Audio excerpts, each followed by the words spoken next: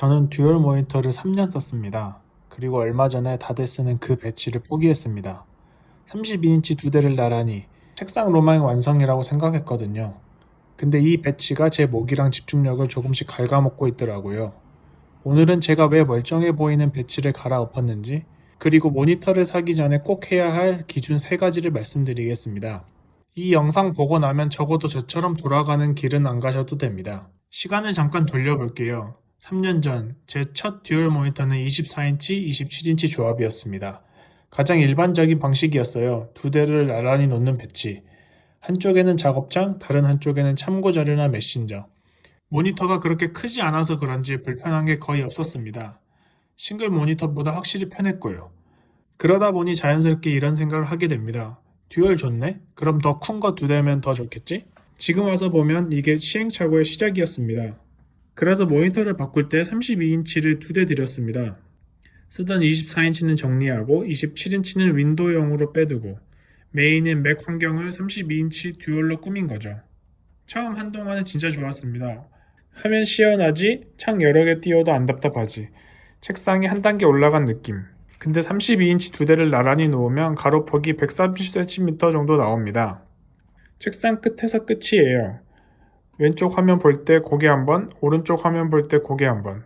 처음에 별거 아니라고 생각했습니다. 근데 이게 하루 종일 반복되니까 저녁마다 목 뒤가 뻐근한 날이 늘더라고요. 화면이 넓어진 만큼 제 고개의 이동 거리도 같이 넓어진 거였습니다. 근데요, 진짜 문제는 목이 아니었습니다. 32인치 두 대를 나란히 놓으니까 이상한 일이 생깁니다. 두 모니터가 둘 다 메인이 되려고 해요. 왼쪽에도 작업창, 오른쪽에도 작업창. 한쪽엔 영상, 어딘가엔 메신저. 처음엔 이게 효율인 줄 알았습니다. 근데 막상 집중해서 일을 해야 할 때 화면이 늘어난 게 아니라 신경 쓸 곳이 늘어난 거였습니다.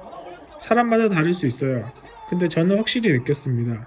듀얼 모니터의 핵심은 화면을 넓히는 게 아니라 각 모니터의 역할을 정해주는 거구나. 두 대가 둘 다 메인이 되는 순간 시선도 집중도 같이 흩어지는구나.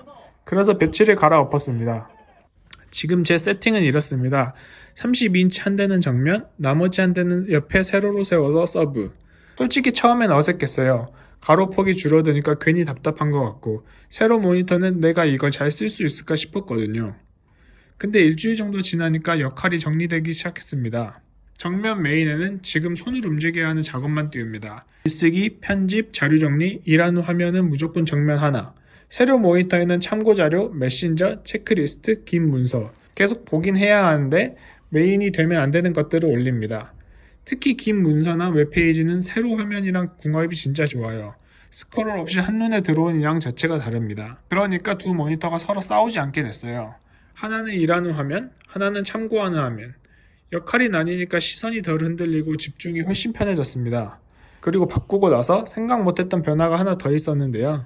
목이 확실히 편해졌습니다.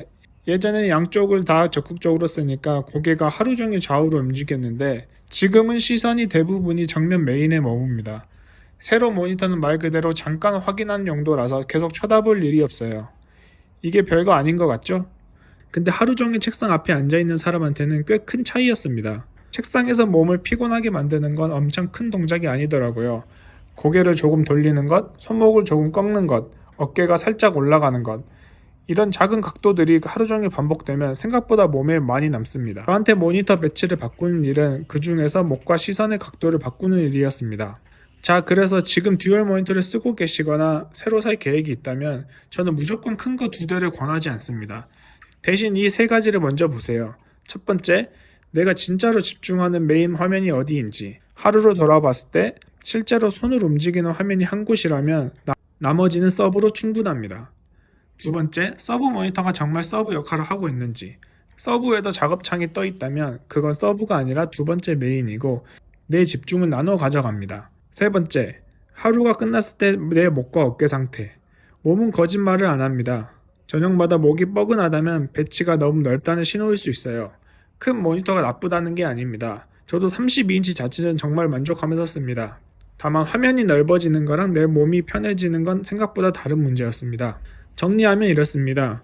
모니터를 고를 때 크기랑 개수만 보지 마시고 내 시선이 하루 종일 어떻게 움직이는지를 보세요. 고개를 계속 돌리고 있다면 배치가 너무 넓은 걸 수 있고, 두 화면이 다 창이 가득하다면 모니터 두 대가 메인 자리를 놓고 싸우는 중일 수 있습니다. 오늘이 시선의 각도 이야기였다면 손목의 각도 이야기도 있습니다. 버티컬 마우스, 로지텍 리프트 영상인데 불편함이 목보다 손목 쪽이 나면 이 영상이 도움이 될 거예요.